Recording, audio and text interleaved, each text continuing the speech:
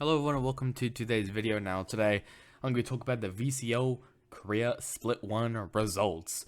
Now the Korean one it obviously just finished by recording this on this video, which is the 25th of February. The other regions, they finished around March, like March 16th, March 14th probably, even when most of them finish. So I won't really have a lot of time to really go in depth in those matches, but definitely definitely the Korea one, I will go a bit more in depth than normal. So here are the teams that competed in the split one for Korea. We have D plus, which is basically down one gaming, the Nongshim Red Force, CNJ Esports, Maru Gaming, WGSX, Op.GG Sports, Shadow Corporation, and Rayo Company, both of them coming from the open qualifier. Players as well, some of them that you might recognize. Obviously, a lot of people will probably recognize some players from D plus. Nongshim Red Force also had Young Hai moves as well. Proxy, that all of them are pretty good. Cloudy also made a pretty good impression, including Margaret. CNJ Esports are kind of iffy, I'll be honest, during this whole split. Maru Gaming were probably the biggest surprises out of all the teams. WGSX, they didn't really surprise me, nor did Op.GG Sports. Shadow Corporation surprised me quite a lot, and Rio Company, not really, I'll be honest. Rio Company was always known as a really good team, and it also has some great players as well to build it off that. So let's have a look first at the group stage, and then we'll have a little quick look at the results from all of the matches. So in the group stage, the top two was Shadow Corporation and D plus. I know Shadow Corporation, a team that was in the open qualifier, a bunch of unknown players, and they performed extremely well in the regular league, which is great to see. And then third through sixth, which is still in the playoffs. We have Rio Company, Maru Gaming, Nongshim Red Force, and CNJ Esports.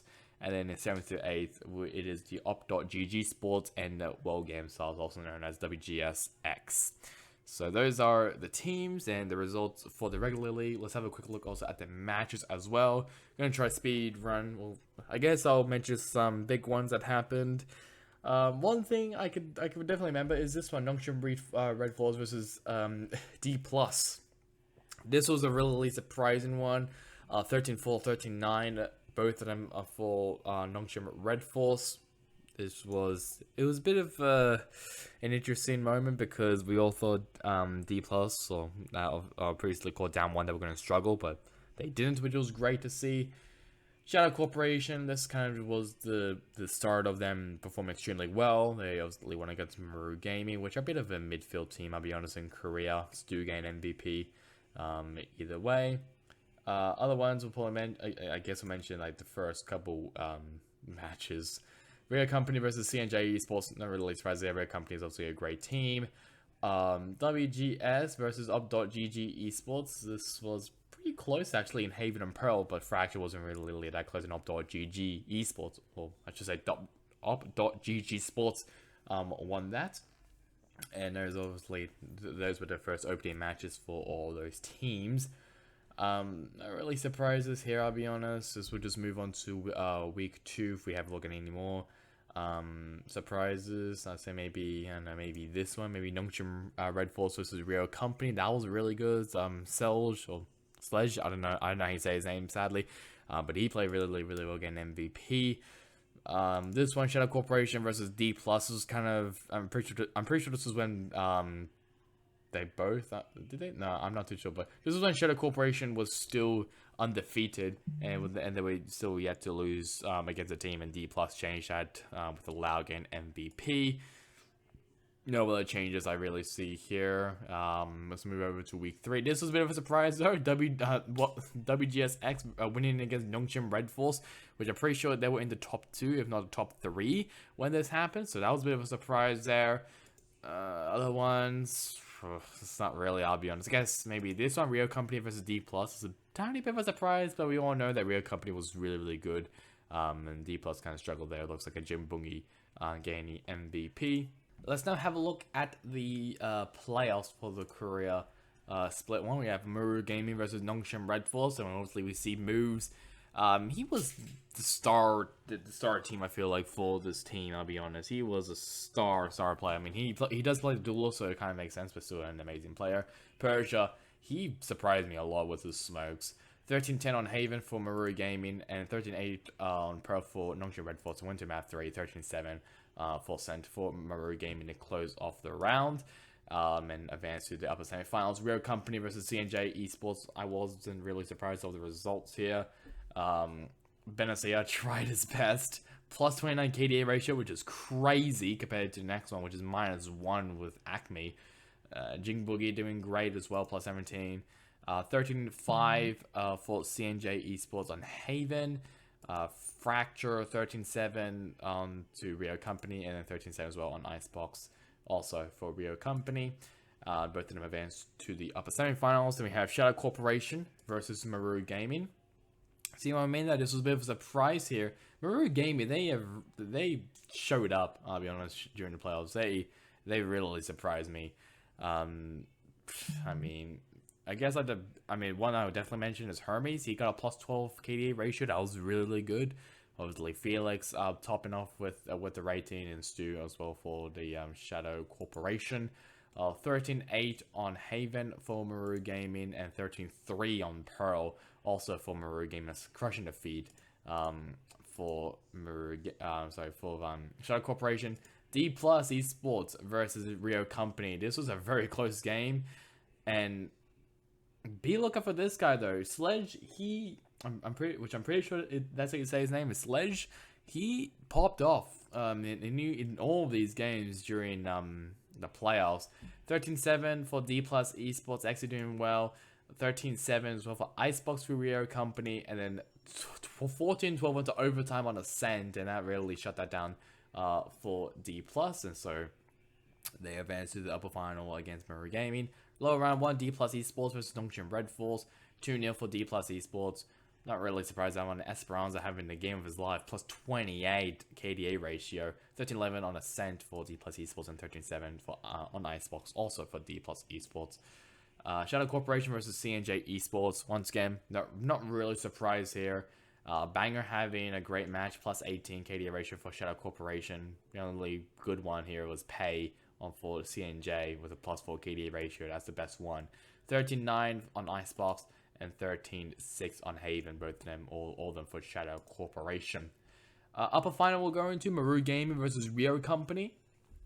Everyone from Rio did a phenomenal job. Obviously, everyone is positive on the KDA ratio, and Luz plus 13. Great game from him. Bane also trying his best, but wasn't really enough though. 13-4 on Lotus. I'm pretty sure this was our first time seeing Lotus, which was some interesting comps. We had some Harbor, it looks like, as well, as the secondary smoker, along with Omen, who's I'm pretty sure is the main smoker.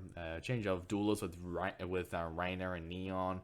Interesting stuff here. And obviously the initiator as well, Sova. Free to even put Sky there as a backup initiator, but some interesting compositions there.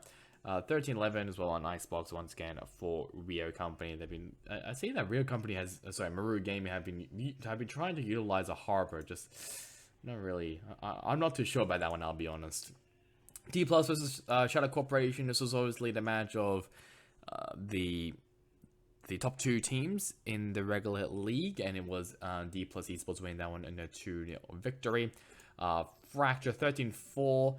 And then 13-10 on Icebox. Both of them obviously going to the side of D Plus Esports. Lower final we're getting into now, and it was a banging match, a 3-2 victory for D Plus Esports. I'm pretty sure, correct me if I'm wrong, I'm pretty sure D Plus Esports actually came back. It was originally Maru Gaming was winning by 2-0, and then D Plus just took it ham.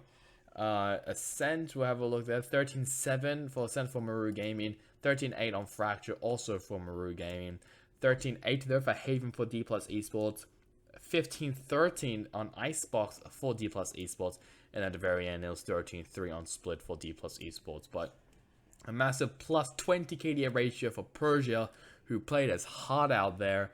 Xe also playing his heart out. Plus 25 KDA ratio for those two Smokes players. That was a great match. Lackey also doing well. Bane doing well. Bit of an iffy one for Han, I'll be honest, minus 25 KD ratio, and Herm as well, minus 32 KD ratio. But either way, I think everyone on Maru and D Plus had a phenomenal time. And then finally, for the grand final to sound off the Korea Split 1 for VCL, or I should say Valorant Challengers League. D Plus Esports with a 3-0 victory against Rio Company. This was kind of, I guess this is a bit of like what was I trying to look for? I guess the return of the king for D Plus Esports, obviously formerly known as Damwon Gaming, which they were widely considered as maybe the 3rd best Korean team, probably behind like DRX. I don't know, maybe like who else? Who else really other than like DRX, like F4Q maybe, if when that team still existed. Onslayers, I remember when Onslayers was sort of maybe the team to challenge DRX, but I don't really think they really did because they kind of struggled. But it started with Lotus 13-3 for D Plus Esports. That was a crushing defeat for D Plus Esports. That was a great way to start it. 13-9 on Icebox once again for D Plus Esports, and then 13-6 on Fracture once again to D Plus Esports. I just wanted to give a shout out to Esperanza. He played his heart out. Plus 32 KDA ratio, only sticking with the KJ for all 3 maps. That man's an animal. I'm surprised that no franchising team really took a chance on him, because I think he's a phenomenal Sentinels player. I'm just shocked, to be honest, that he hasn't been picked up or anything by a team in partnership like T1, Gen.G. Those 2 teams, I mean, they're struggling a lot. I mean, Gen.G, T1, both of them lost their opening matches and locked in, so maybe a chance maybe for Esperanza probably do the trick, maybe, and even Lucky as well. Sure, I also wanted to give a shout out to Exy because he did pretty well on Icebox. That was a great job by him. I was watching the game and he did very, very well on Icebox. He was really, really good. Have a quick look also at the performance as well. This is basically like how many kills they got over the game. See 2K, like 14 2Ks for Esperanza, 1v3 by Jingbung. I'm pretty sure that was on Icebox. Yes, yes, it was on Icebox. Yeah, Icebox. Yes. So Jingbung, he also did great as well, but it wasn't enough to shut down D Plus. So the top 6, I'm pretty sure, yes, top 6, all 6 will advance to the second split of VCL in Korea. And then we'll get obviously 2 teams from the open qualifiers, or the advanced stage, I guess they call it, to obviously compete for a spot in the Ascension tournaments, which is obviously coming up in Split 2. So that's really about it for me. Hope you guys enjoyed it. Catch you guys on next time in the next one. Goodbye.